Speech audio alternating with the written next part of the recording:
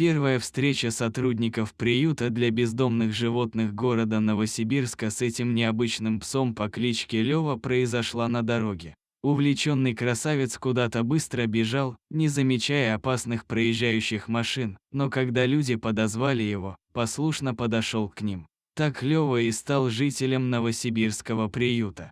Волонтеры сразу поняли, что пес домашний. Он был очень ухожен, знал команды, послушно гулял на поводке. Несмотря на многочисленные объявления, бывшие хозяева так и не явились за ним. Красавец Лёва имел очень яркую внешность, большие мощные лапы, темный окрас, светлые глаза, стоячие ушки. А уж какой у него был характер! Писель обожал игры, улыбаться и веселиться с людьми, поражал всех вокруг своей милой наивностью и непосредственностью, которая никак не вязалась с его статной внешностью.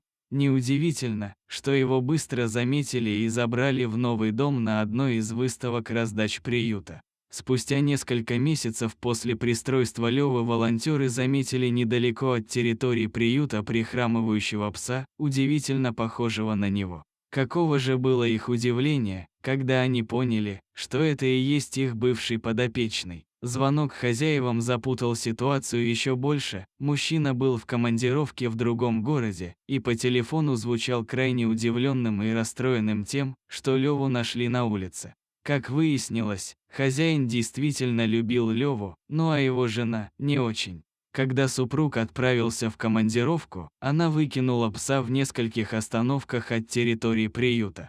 Повезло, что Лёва смог самостоятельно добраться до волонтеров и отделался лишь легкой хромотой. Кто знает, что могло бы случиться во время его скитаний. Сотрудники приюта приняли решение не возвращать пса в предавшую его семью. Вскоре Лёва оправился от случившегося и вновь начал вести себя, как раньше. Его оптимизму и энергичности во время прогулок можно было только позавидовать. Он никогда не проявлял агрессии к другим собакам, всегда слушал человека и вел себя просто образцово.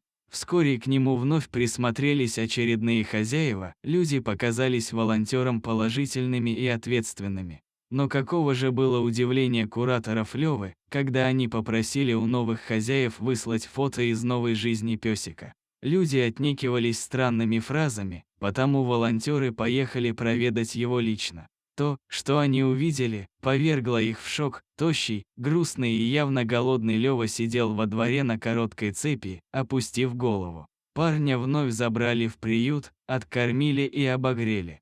Сейчас для Лёвы найдены надежные и проверенные руки. Он живет в квартире, развенчивая мифы о том, что большому животному не место в обычном городском жилище.